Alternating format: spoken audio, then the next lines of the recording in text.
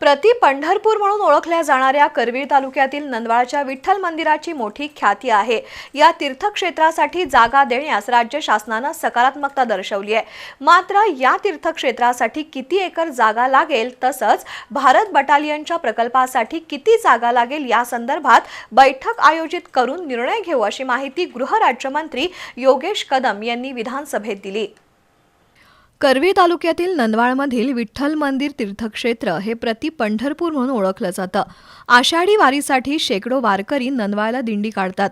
त्यावेळी पुईखडीला रिंगण सोहळा होतो। मात्र रिंगण सोहळ्याची जागा शासनानं आपल्या प्रकल्पासाठी दिल्याचा दावा करत भारत बटालियननं त्या जागेवर रिंगण सोहळा करायला विरोध दर्शवलाय।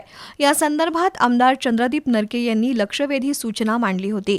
त्यावर गृहराज्यमंत्री योगेश कदम यांनी उत्तर दिलंय। 2023 मध्ये या विषयावर मुख्यमंत्री देवेंद्र फडणवीस यांच्या अध्यक्षतेखाली बैठक झाली होती।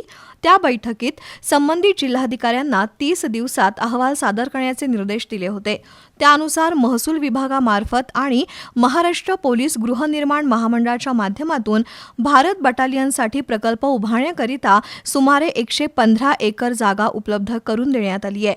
तर त्यापैकी 50 एकर जागा देवस्थान आणि तीर्थक्षेत्रासाठी देण्याची मागणी ग्रामस्थांनी केली आहे। त्यामुळे या वादावर तोडगा काढण्यासाठी ग्रामस्थांना सुमारे 10 एकर जागा उपलब्ध करून देण्याचा पर्याय विचाराधीन असल्याचं राज्यमंत्री कदम यांनी सांगितलं।